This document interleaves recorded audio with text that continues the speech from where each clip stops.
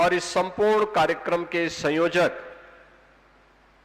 दिगंबर अखाड़ा के उत्तराधिकारी श्री महंत रामलखन दास जी महाराज, सभी पूज्य संतजन, हमारे जगत गुरु विद्या वाचस्पति के रूप में जिनके श्रीमुख से आपने प्रारंभ में उनकी वाणी को सुना, ऐसे पूज्य महाराज जी भी जगत गुरु रामानुजाचार्य जी के रूप में हमारे बीच में उनका सानिध्य सदैव प्राप्त होता है।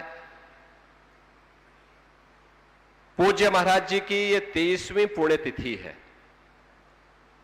मैं इस अवसर पर पूज्य महाराज जी की पुण्य स्मृतियों को नमन करते हुए उनके श्री चरणों में उत्तर प्रदेश सरकार की ओर से और उत्तर प्रदेश की सभी राम भक्तों की ओर से विनम्र श्रद्धांजलि अर्पित करने के लिए 23वीं पुण्यतिथि के कार्यक्रम में उपस्थित हुआ हूं।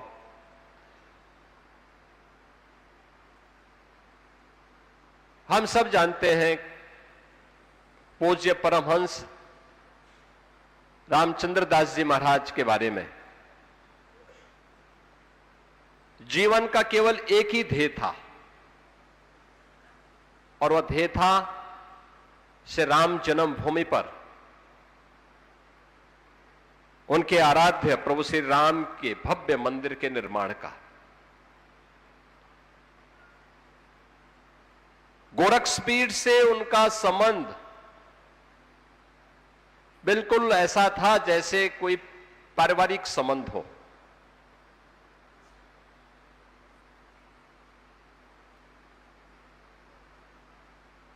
और वही सानिध्य लंबे समय तक उनका, अंतिम समय तक उनका मिलता रहा। श्री राम जन्मभूमि आंदोलन 1949 से लेकर के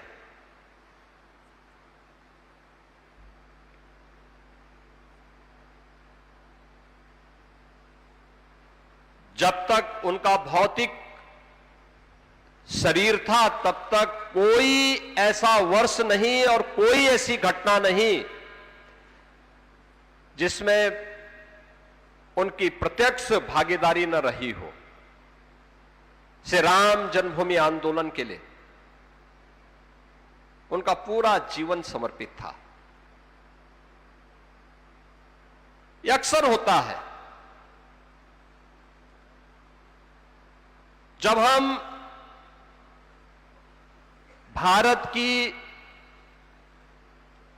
स्थिति के बारे में और भारत के अतीत के बारे में जानकारी लेते हैं, हमें बहुत कुछ जानने सीखने का एक अवसर मिलता है। बंधुओं, हम सब इस बारे में ध्यान रखें, इतिहास केवल पढ़ने और परीक्षा में प्रश्न पत्र का उत्तर देने का माध्यम नहीं होता है।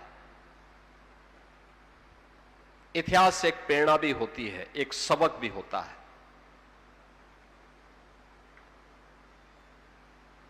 इतिहास के अतीत के गौरवशाली क्षणों पर गौरव की अनुभूति होती है, गर्व की अनुभूति होती है। वह हमें आगे बढ़ने की प्रेरणा देती है। लेकिन अतीत की गलतियां हमारे सामने इतिहास के रूप में परिमार्जन का एक माध्यम भी हम सब के लिए होता है। जब भी हम उसकी अनदेखी करते हैं, इसका मतलब हम अतीत के उन गलतियों को दोहराने का फिर से प्रयास कर रहे हैं। यह देश गुलाम क्यों हुआ?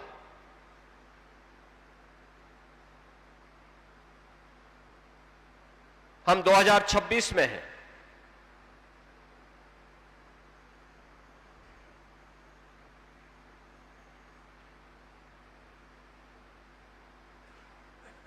(1526) में, आज से 500 वर्ष पहले आज का जो संबल है, इस संबल में श्री हरिहर मंदिर को तोड़ करके वहां पर एक गुलामी का ढांचा खड़ा कर दिया गया। 1528 में अगर उसकी प्रतिकार 1526 में एकजुट होकर के संबल में हुई होती तो कदाचित 1528 अयोध्या में दोहराने का दुस्साहस कोई नहीं करता।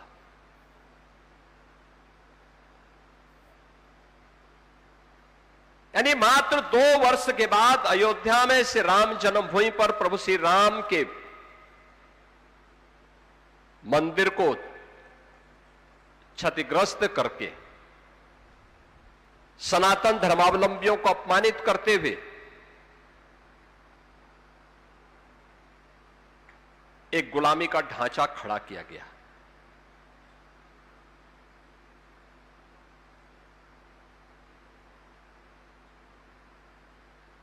और सनातन धर्मावलंबी भी कभी मौन नहीं रहा, चुप नहीं रहा, विभाजित था, बटा हुआ था।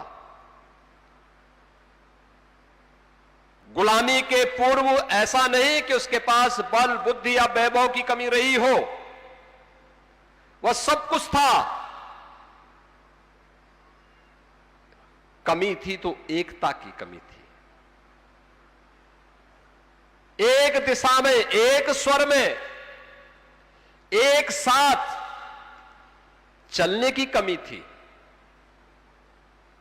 हम बटे थे और इसीलिए तो कटे थे।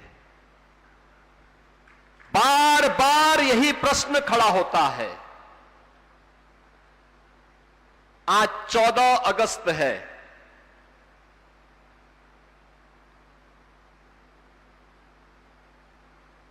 14 अगस्त 1947 को आजादी के एक दिन पहले तब केवल हिंदू और सिख ही नहीं कटा था, तब भारत भी कटा था। आज से ठीक 79 वर्ष पहले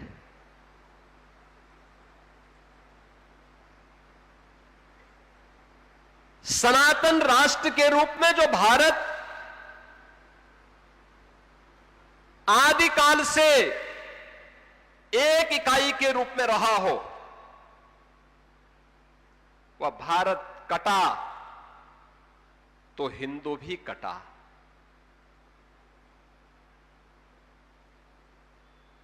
कोई प्रश्न नहीं पूछता। आज भी जब पाकिस्तान और बांग्लादेश के अंदर निर्दोष हिंदू मारे जाते हैं, काटे जाते हैं,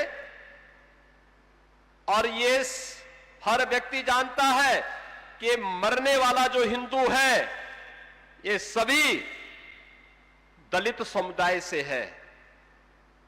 एक भी जवान भारत के अंदर उन राजनीतिज्ञों के मुंह से नहीं निकलती है जो भारत के अंदर एक होने वाली किसी घटना में हाय तौबा एक करके पूरे देश के अंदर घूमते हैं। पाकिस्तान हो या बांग्लादेश, इनके मुंह से एक शब्द नहीं निकलता। वहां की घटना में कोई शब्द नहीं निकलते, वे मौन होते हैं। 14 अगस्त 1947 की घटना के लिए किसकी जवाबदेही थी? कौन जिम्मेदार था उसके लिए? कोई जिम्मेदारी लेने को तैयार नहीं, क्योंकि उनको सत्ता चाहिए थी। उनको देश की प्रजा से, देश की उस समय के भारत की अन्य बहुसंख्यक प्रजा से कोई लेना देना नहीं था। एन केन प्रकारेण सत्ता चाहिए। और याद करिए, आज भी वही स्थिति है। नाम बदले होंगे, चेहरे बदले होंगे, कार्य पद्धति वही है जो 15वीं सदी में देखने को मिल रही थी, आक्रांताओं के समय देखने को मिल रही थी। उसके उपरांत भी अलग अलग घटनाओं में जो जो कुछ भी हम देख रहे थे वही चीज आज भी वही उसी स्तर पर वही सब देखने को मिलता है। हमें फुर्सत नहीं होती इन घटनाओं को आपस में जोड़ने की। मैं बहुचक था, संभल के बारे में हमेशा से मान्यता थी कि संभल तो वहां पे जाने लायक स्थिति नहीं है। संभल को बने हुए लगभग 30 साल हो गए, उनका जिला मुख्यालय नहीं बन पाया।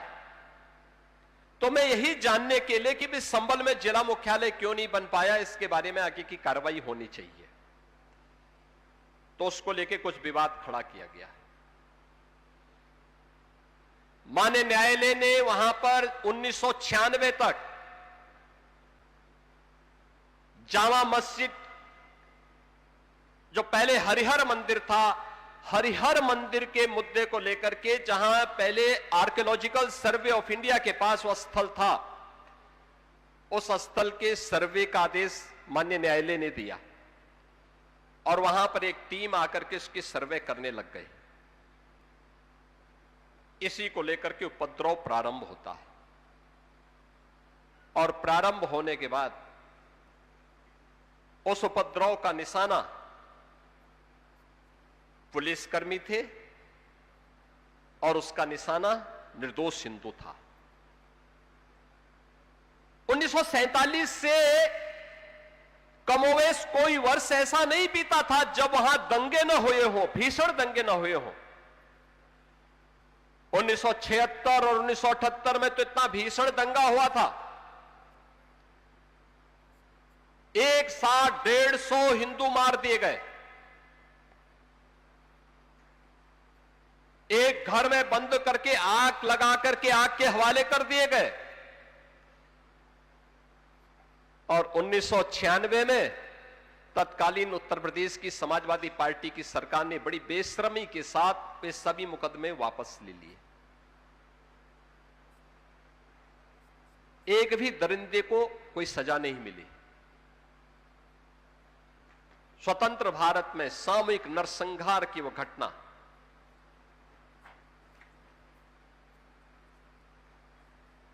तब 2024 में मुझे जानकारी मिली कि ईएसआई की टीम पर हमला हो रहा है, पुलिस को भी निशाना बनाया जा रहा है। तो मैंने फोन उठाया, मैंने पूछा भी ये हमला कैसे और फोर्स क्या कर रही है, इन दंगाइयों को चिन्हित करके क्यों नहीं इन पे कार्रवाई करते हो। पुलिस ने जब कार्रवाई प्रारंभ की और उसके बाद दंगा तो नियंत्रण में हुआ, लेकिन दंगा नियंत्रण में होने के बाद फिर हमने जब जानकारी लेने की कि आखिर संभल है क्या। हम लोग केवल अपने धर्म ग्रंथों में संभल की चर्चा पाते थे। श्री हरि विष्णु का जो 10वां अवतार होने जा रहा है उसी संभल में होने जा रहा है, ये मान करके हम लोग ये मानते थे कि संभल में होगा। लेकिन इस प्रकार की अराजकता हो, इस प्रकार का रावण राज हो, यह कल्पना नहीं थी। और उसके बाद जब हमने वहां पे पूरी एक टीम लगाई कि भाई देखो ढूंढो क्या है वहां, तो पता लगा कि साहब संभल में केवल हरिहर मंदिर नहीं है, 67 तीर्थ थे वहां, 67 तीर्थ, 19 कूप थे, ये सब पे कब्जा हो गया है। हमने कहा इसको खाली करवा लो, अब खाली करवाओ इनको। जैसे यहां पे 14 कोसी, पंचकोसी और 84 कोसी की परिक्रमा अयोध्या धाम की होती है, ऐसे संभल में 24 कोसी परिक्रमा वहां पर होती थी। उसी 24 कोसी परिक्रमा के अंदर ये 67 तीर्थ थे, सब पे कब्जा था। और मुझे बताते हुए प्रसन्नता है कि हम लोगों ने सारे कब्जे हटवाए।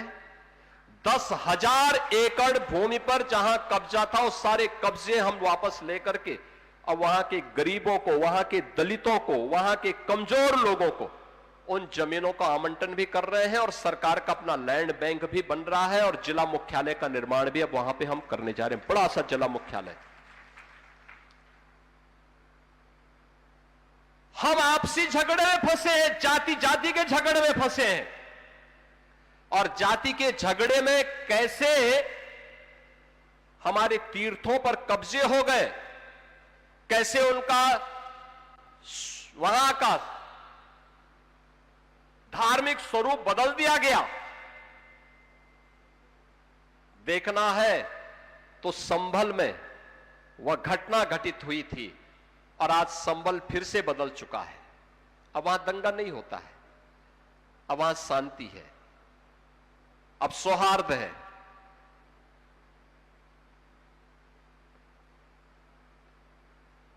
ऐसे ही अयोध्या के अंदर होता था। मुझे तो यहां पे बड़ी देवकाली मंदिर की मूर्ति एक बार चोरी हो गई। मैं गोरखपुर में था, मैं सांसद था गोरखपुर से, मुझे जानकारी मिली और मैं आया था यहीं दिगंबर अखाड़ा में ही रुका। वहां से मेरे साथ कुछ लोग गोरखपुर से भी आए थे, कुछ लोग यहां अयोध्या धाम के संतगण भी इकट्ठे हुए। फिर आंदोलन प्रारंभ हुआ। तब भी समाजवादी पार्टी की सरकार थी। प्रभु श्री राम के इष्ट देवी है और आंदोलन शुरू हुआ फिर, और कुछ ही दिनों के बाद फिर वो प्रतिमा बरामद हो गई। कैसे यहां पर पर्वों और त्योहारों से भी वंचित किया जाता था। क्या अयोध्या में वीरानी जैसी स्थिति होती थी। अयोध्या बिजली के लिए तरसता था। अयोध्या को कैसे लोगों ने संकरी गलियों और गंदगी का एक पर्याय बना करके रखवा दिया था। यहां के घाट, राम जी की पेड़ी, वहीं पे सरयू जी का जल सड़ता रहता था, काई जमी रहती थी। श्रद्धालु आता था, एक आंख, दोनों आंखें बंद करता था, नाक को बंद करता था, डुबकी लगा करके किसी प्रकार से बाहर निकल पड़ता था। आज का बदलाव हुआ अयोध्या। एक बार फिर से हमें त्रेता युग का स्मरण कराता है। अब लगता है अयोध्या अयोध्या है। अयोध्या सप्तपुरियों में से प्रथम पुरी है, तो उसका अधिकारी भी थी तो केवल आध्यात्मिक रूप से नहीं, सांस्कृतिक रूप से भी और भौतिक रूप से भी उस प्रकार की कुछ विशेष खूबी थी अयोध्या में। तब अयोध्या सप्तपुरियों में से प्रथम पुरी के रूप में मानी गई। आज अयोध्या के अंदर वह सब कुछ देखने को मिल रहा है। अब ये हमारे संतगण कोई जाता है देश के अंदर, दुनिया के अंदर कोई जाता है, तो अब कोई इनको चिढ़ाता नहीं, कोई इन पे टिप्पणी नहीं करता है।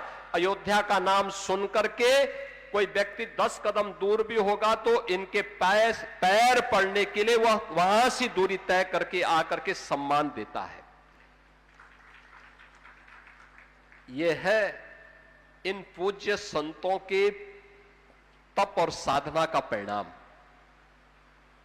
श्री राम जन्मभूमि आंदोलन के दौरान उन पूज्य संतों ने जो संघर्ष किया, सम विषम परिस्थितियों में जिन चुनौतियों से जूझे थे, वह अकल्पनीय थी। कोई उसकी कल्पना नहीं कर सकता था किस प्रकार की विषम परिस्थितियां थी। उन स्थितियों में वह संघर्ष हुआ था। लेकिन ये हम सब हिंदुओं की त्रासदी है कि जब अयोध्या में प्रभु का राज तिलक होना है तब उन्हें वनवास दे दिया जाता है, क्योंकि कोई ना कोई मंथरा आकर के फिर कुछ न कुछ गुल खिलाने का काम करने लगती है। और यही कुछ अयोध्या के साथ फिर से हो रहा है। अयोध्या धाम पर निशाना साध करके इसी बहाने केवल अयोध्या को नहीं, केवल राम जन्मभूमि को नहीं, सनातन धर्म फिर से एक बार विधर्मियों की निशाने पर हैं। और चेहरे वही हैं जिन्होंने कभी 1947 में मौन साध लिया था, जो कभी बांग्लादेश और पाकिस्तान में हिंदुओं के कत्लेआम पर मौन साध लेते हैं। और ये वही लोग हैं जो आज राम जन्मभूमि आंदोलन के दौरान राम भक्तों के विरोध में अस्त्र शस्त्र के साथ खड़े होकर के उन पे लाठी और गोली का प्रहार करने में संकोच नहीं करते थे। ये वही लोग हैं जो राम जन्मभूमि आंदोलन के खिलाफ उच्चतम न्यायालय में अपनी पूरी टीम खड़ी करके पूरे फैसला राम जन्मभूमि के पक्ष में ना आने पाए, इसके लिए पूरी एड़ी चोटी लगा लेते हैं। ये वही लोग हैं आज वे राम राम जपते हुए काल नेमी के रूप में फिर बहकाने का प्रयास कर रहे हैं। बहनों और भाइयों, हमें इन काल नेमियों को पहचानना होगा। ये ना राम के भक्त हैं। कल मैं देख रहा था एक दल संसद की कार्रवाई जब अनिश्चित काल के लिए स्थगित हुई तो वे दिल्ली में वहां एक प्रसिद्ध हनुमान जी का मंदिर है, हनुमान जी के मंदिर में वहां जाकर के फिर वहां पे आंदोलन कर रहे थे। तो मैंने कहा भी देखो, काल नेमियों को तो बजरंगबली बहुत अच्छी ढंग से पहचानते हैं। इन काल नेमियों की पहचान तो बजरंगबली से ज्यादा कौन कर सकता है। बजरंगबली मानते हैं कि मेरा भक्त नहीं, ये बाबरी के भक्त हैं। ये बजरंगबली के भक्त नहीं हो सकते। जो बाबरी का भक्त होगा वह बजरंगबली का भक्त नहीं हो सकता है।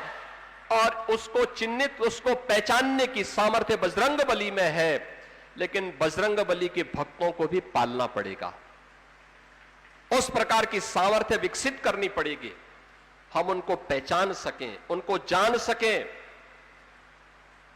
निशाना सनातन धर्म है, निशाना अयोध्या धाम है और निशाना श्री राम जन्मभूमि है। जिस अयोध्या में चढ़ावे की चर्चा वे करते हैं,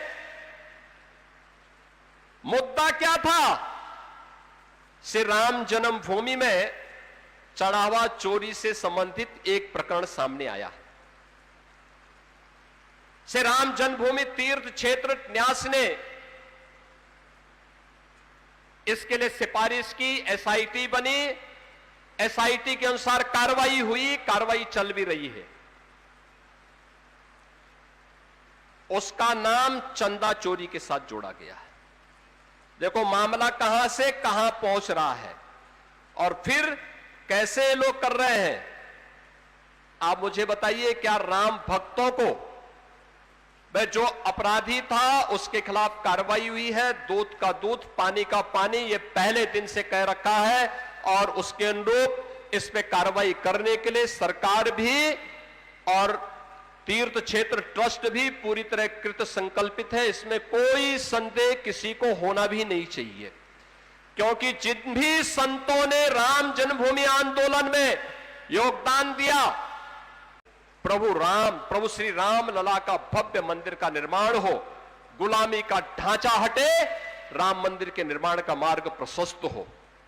और आज जब वह कार्य संपन्न हो गया, जो लोग अयोध्या में रामलला की प्राण प्रतिष्ठा कार्यक्रम में आने का विरोध किए हो, जिन लोगों ने श्री राम जन्मभूमि से जुड़े हुए पूरे आंदोलन का विरोध किया हो, जो लोग राम भक्तों पर गोलियां चलाए हो, जिन लोगों ने राम जन्मभूमि के खिलाफ लड़े जाने वाले मुकदमे में लंबी चौड़ी पैरवी की हो, वे आज अपने आप को राम भक्त घोषित करके लोगों के चेहरों पर, राम भक्तों के चेहरे पर धूल झोंकने का कुत्सित प्रयास भी कर रहे हैं।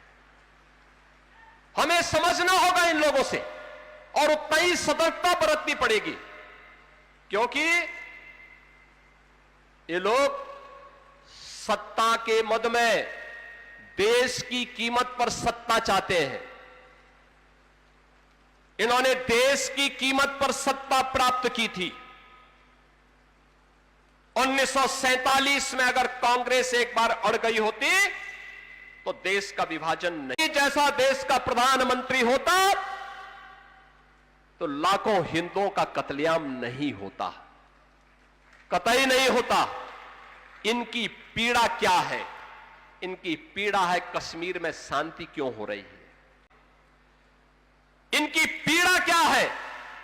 इनकी पीड़ा है कि पूर्वोत्तर के राज्यों का उपद्रव क्यों समाप्त हो गया। क्योंकि ये इनके कमाई के जरिए थे,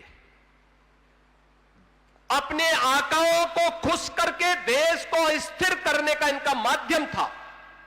और इसीलिए देश को कभी जातीय आधार पर, कभी भाषाई आधार पर, कभी क्षेत्रीय आधार पर ये लोग बांटने का पाप किए हैं, लगातार पाप किए हैं और आज भी वही पाप कर रहे हैं। हम सब सनातन धर्मावलंबियों का सबसे जो खराब स्थिति हमारी होती है वह तब होती है जब हम लोगों के बारे में भारत की स्वाधीनता के एक महानायक है वीर सावरकर। वीर सावरकर बार बार कहते हैं इन मुद्दों को लेकर के कि हम सब सनातनियों की जो सबसे बड़ी कमी है वो कमी है कि हम आसानी से विश्वास कर लेते हैं ऐसे लोगों पर जो चोला बदल करके, गिरगिट की तरह रंग बदल करके हमारे सामने आते हैं, थोड़ा सा गिघियाते हैं, हम उन पर सहसा विश्वास कर लेते हैं। हमें कसौटी पर खरा उतरने वाले उन लोगों को मजबूती के साथ देखना होगा जिन लोगों के कारण आज इस सुखद अनुभूति हुई है। आज अयोध्या वासी हो या फिर उत्तर प्रदेश वासी, अगर वह अयोध्या का वासी अब अयोध्या के बाहर कहीं जाता है सम्मान पाता है। उत्तर प्रदेश का वासी अगर उत्तर प्रदेश के बाहर देश के अंदर कहीं जाता है तो सम्मान पाता है। अगर भारत का वासी है और भारत के बाहर कहीं जाता है दुनिया के अंदर तो सम्मान पाता है। इस सम्मान कांग्रेस के समय क्यों नहीं था? यूपीए सरकार के समय क्यों नहीं था?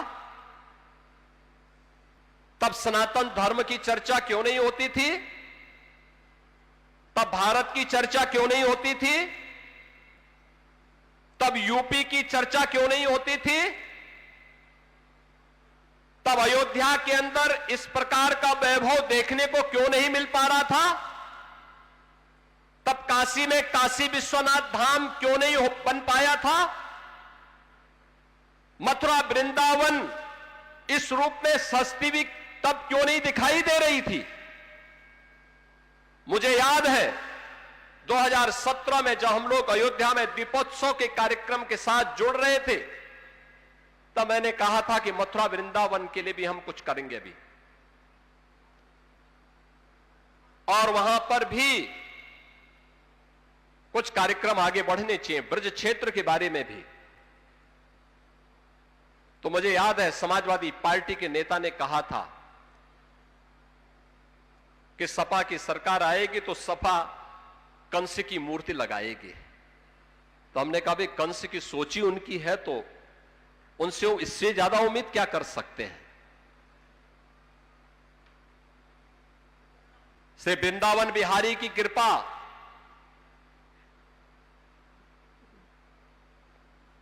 कि उसके बाद उन्होंने उनको हमेशा के लिए ही विदा कर दिया। और बहनों और भाइयों, मैं आज आप सबसे ही कहने के लिए आया हूं,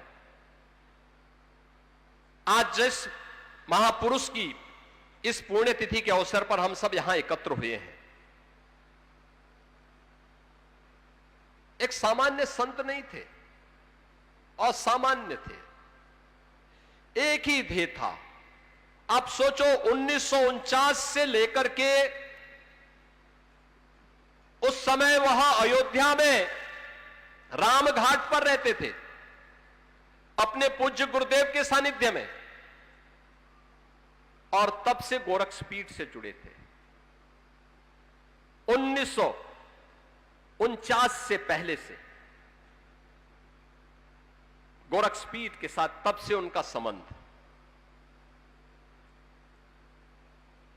जब मैं कभी लखनऊ की ओर जाता था सड़क मार्ग से, तो मेरे पूज्य गुरुदेव मुझे कहते थे, भाई मैं जब उनसे अनुमति लेने के लिए जाता था कि मैं लखनऊ जा रहा हूं। अच्छा, लखनऊ जा रहे हो, अयोध्या होते हुए जाओगे, काम करना, वहां पे परमहंस जी महाराज से मिलते हुए जाना है, उनका आशीर्वाद लेते हुए जाना है। यानी एक आदेश उनका क्या होता था, या मैं कभी दिल्ली से आया और दिल्ली से लखनऊ होते मैं बाई रोड आ रहा हूं,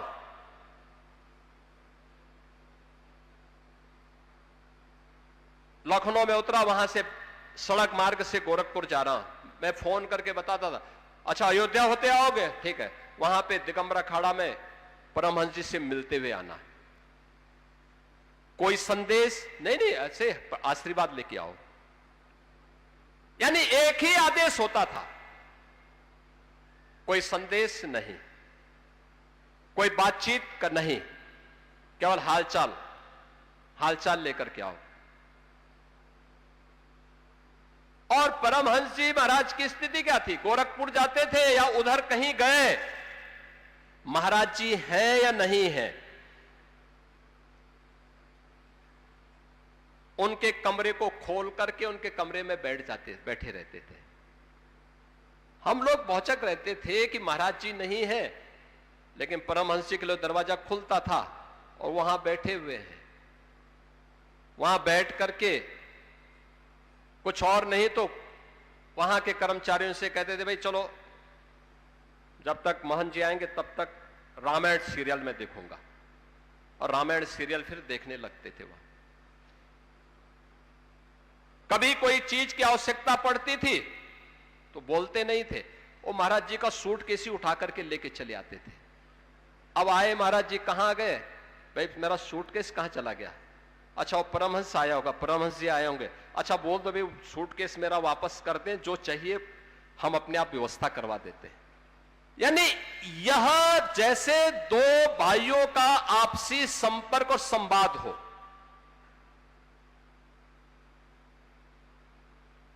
और इतनी आत्मीयता, हम लोग जब आते थे क्या फक्कड़पन था। अभी यहां पे आदरणीय साध्वी रितंबरा जी जो बात कह रही थी, क्या फक्कड़पन था। आते थे वही काली अल्फी पहन करके दिगंबर अखाड़ा के गेट पर धुनी रमा करके बैठे रहते थे। सर्दियों के दिन में आते थे, वहीं बैठे हुए थे। कोई कल्पना भी नहीं कर सकता था इतना बड़ा संत इतनी सादगी के साथ, इतना निश्चिंत होकर के बैठा हुआ हो। अंतिम दिनों में मुझे लखनऊ में और कई बार दर्शन करने का अवसर प्राप्त हुआ। जब भी मैं जाता था आंखें खुलती थे, बेटा राम मंदिर का निर्माण होगा ना, हां होगा, जरूर होगा। अंतिम समय में व्यक्ति अपने शरीर के बारे में बात करता है, अपनी बीमारी के बारे में बात करता नहीं। एक ही ध्येय, एक ही लक्ष्य को लेकर के, एक ही जीवन का उद्देश्य लेकर के अयोध्या में राम मंदिर बनेगा, जरूर बनेगा। आप लोग हिम्मत से काम लेना, हिम्मत से काम लेने की आवश्यकता है। और गोरक्षपीठ के कार्यक्रमों में आते थे, वो कहते थे कि जब भी जिस दिन इस मंच पर मैं नहीं आऊंगा, मानना कि अब परमहंस भौतिक रूप से इस दुनिया में नहीं है। और मैंने देखा कि अंतिम समय तक गोरक्षपीठ के कार्यक्रमों में उनकी उपस्थिति बनी रही। यानी अपने जो उन्होंने वचन दिया, उस वचन को उन्होंने अंतिम समय तक निभाया। उस वचन के अनुरूप उनका आचरण भी हमें देखने को प्राप्त हुआ। सरकारें आई गई, कोई सरकार उनको डिगा नहीं सकती थी, कोई उन्हें खरीद नहीं सकता था, कोई उन्हें धमका नहीं सकता था। आप सोचो ना, 1949 में जब रामलला का प्रकटीकरण हुआ, परमहंसी महाराज और बाबा अभिराम दास जी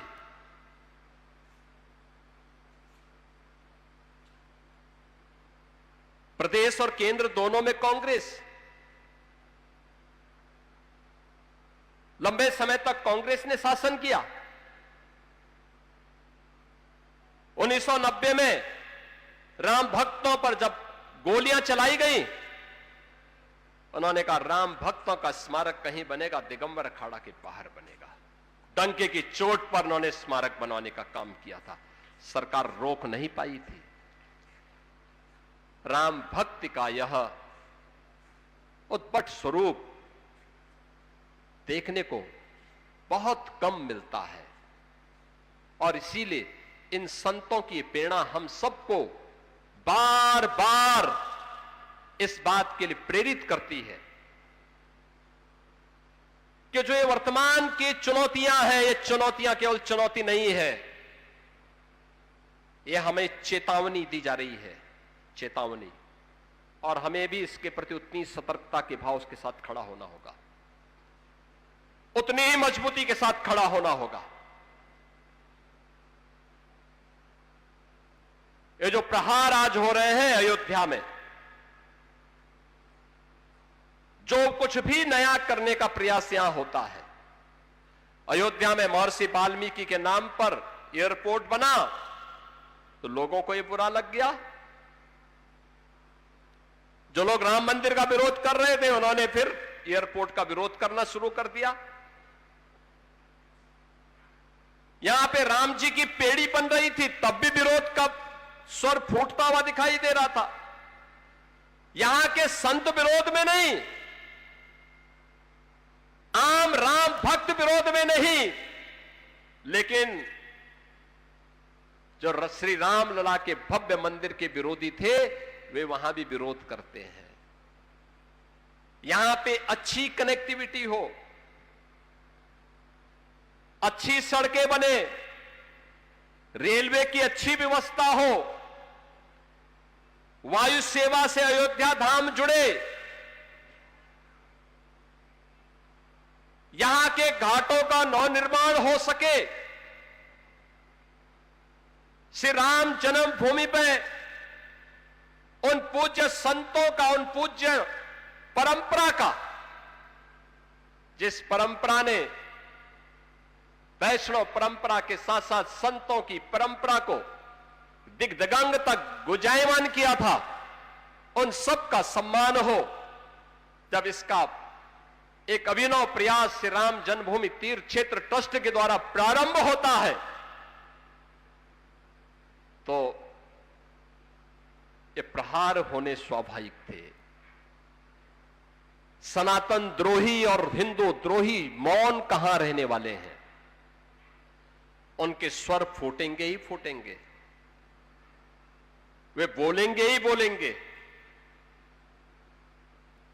हम लोगों को भी कष्ट हुआ था घटना, जब चोरी की घटना सामने आई थी, लेकिन कार्रवाई के बाद इस पे विराम लगना चाहिए था। राम भक्तों ने मौन साधा, लेकिन रामद्रोही अयोध्या धाम को, श्री राम जन्मभूमि को और सनातन धर्म को अपमानित करने के लिए न केवल देश के अंदर वातावरण खराब कर रहे हैं, पूरी दुनिया के अंदर वातावरण खराब करके माहौल खराब करने का प्रयास कर रहे हैं। हम सबको इसके प्रति सतर्क होना होगा, इसके प्रति सजग होना होगा, अन्यथा आजादी की जो अधूरी ख्वाहिशें हैं, इसको ये लोग और कुंठित करने का कुत्सित प्रयास करेंगे। ये लड़ाई एक लंबी चलने वाली लड़ाई है, यहीं पे विराम लेने वाली नहीं है, और हम भी ठहरने वाले नहीं हैं।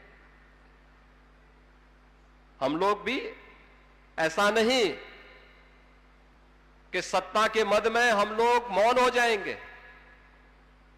जो रामद्रोही होगा उससे अंतिम दम तक निपटेंगे और पूरी ताकत से उसका मुकाबला भी करेंगे।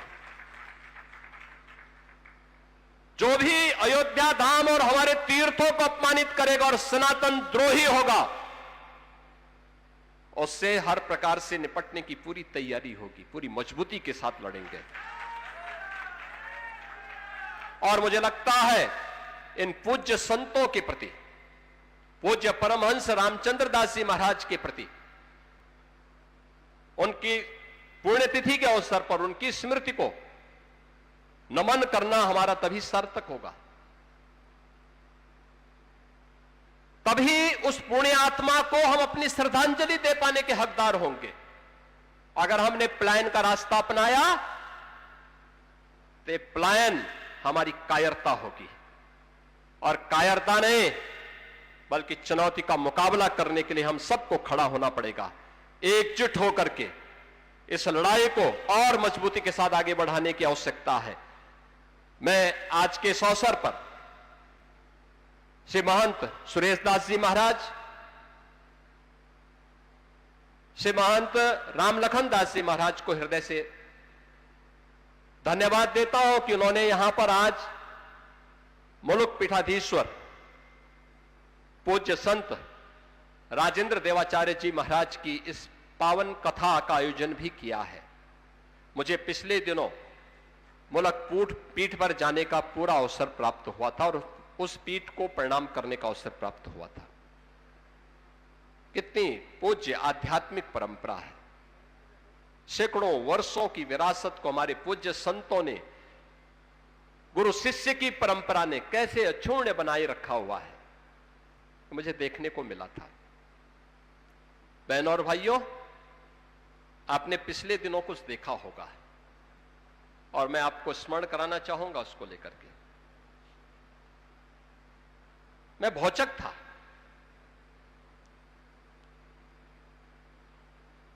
कुछ मौलवी ज्ञापन देने के लिए जगह जगह आ रहे थे, तो उसमें से एक, चाहे वह किसी कारण से रहा हो, लेकिन एक ज्ञापन मेरे पास भी पहुंच गया था। उसमें था कि गाय को राष्ट्रीय पशु घोषित किया जाए, क्योंकि बहुत सारी यात्राएं निकलने लग गई हैं। मैं भौचक था। मैंने कहा भी पशु तो एक ज्ञापन देने वाला व्यक्ति है, उसकी बुद्धि पशुवत है। अरे गाय हमारी माता है, जन्म जन्म का नाता है। गाय हमारी माता है, वह सनातन धर्म की माता है। गाओ विश्वस्य मातरः, उसको भारत की धरोहर के रूप में हमें सजोना चाहिए। अपने घरों में गौपालन का काम करना चाहिए, और हम लोग तो कर रहे हैं।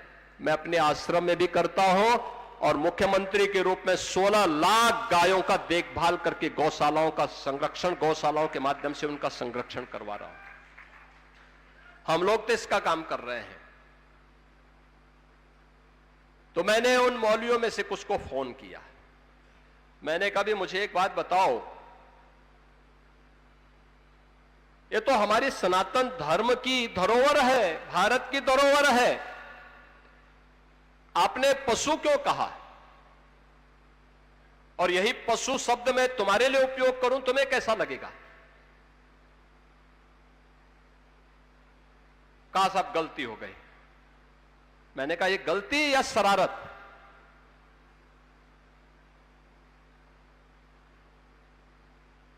और ये शरारत बार बार क्यों? और ये तुम सिखाओगे हम हिंदुओं को कि गौ माता की पूजा कैसे करनी है? अरे हमारा तो कोई संस्कार गौ माता के बगैर होता ही नहीं है। हमारे यहां हर हिंदू का संस्कार है कि पहला ग्रास गौ माता का होता है, और अंतिम श्वान का होता है। चींटी भी निकल जाए तो उसको झाड़ू से नहीं, चीनी और आटा डाल करके उसको भी, उसके सामने भी उसका हार अर्पित किया जाता है, क्योंकि उसका भी अधिकार है।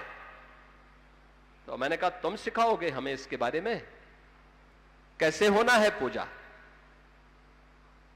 और उसको हम किस रूप में पूजें। ये उपदेश अपने कौम के अंदर देते, गौ तस्करी और गौ हत्या करना बंद कर देते, तो कम से कम हमारी जो पुलिस वहां लगी है उसको हम कुछ दूसरी जगह लगा देते हैं। बहनों और भाइयों, ये भ्रम की स्थिति पैदा करने की जो दुरभिसंधि चल रही है, इससे सतर्कता और सावधानी बरतने की आवश्यकता है। भारत गुलाम क्यों हुआ? दो ही कारण से, अंतर्विरोध और छल, यानी आपसी अंतर्विरोध, जाति के नाम पर, क्षेत्र के नाम पर, भाषा के नाम पर। जो आज के दिन पर चिल्लाहट ज्यादा जिनकी चल रही है, ये जाति को के नाम पे बांटने वाले लोग हैं। ये जाति के नाम पे बांटेंगे, क्षेत्र के नाम पे बांटेंगे, भाषा के नाम पे बांटेंगे, और फिर सोशल मीडिया प्लेटफॉर्म के माध्यम से फेक अकाउंट बना करके एक जाति को दूसरी जाति को गाली दिलवाएंगे, दूसरी जाति को पहली जाति को गाली दिलवाएंगे, आपस में लड़ाएंगे, वहां से षड्यंत्र करेंगे, प्रत्यक्ष रूप से जातीय सम्मेलन करके समाज की एकता को भंग करेंगे, और जब कभी दंगे होंगे तो दंगाइयों को अपने आवास में बुला करके सम्मानित भी करेंगे। ये वही लोग हैं, उनसे सतर्कता बरतने की आवश्यकता है, बहुत सावधान होने की आवश्यकता है। जो गलतियां अतीत में हुई हैं, उन गलतियों की पुनरावृत्ति होने की आवश्यकता न पड़े। पूज्य संतों के वचन पर चलते हुए हम सब जिस मजबूती के साथ श्री राम जन्मभूमि आंदोलन और उसके उपरांत आए परिणाम की सुखद अनुभूति का एहसास आज कर पा रहे हैं, अयोध्या धाम में, उत्तर प्रदेश में, देश में और पूरी दुनिया में, वह एहसास अनंत काल तक आप सभी को प्राप्त होता रहे, इसके लिए आप सबका आह्वान करते हुए मैं एक बार फिर से पूज्य महंत परमहंस रामचंद्र दास जी महाराज के पूज्य श्री चरणों में नमन करते हुए, उन्हें विनम्र श्रद्धांजलि अर्पित करते हुए अपनी वाणी को यहीं पे देता हूं विराम। जय जय श्री राम।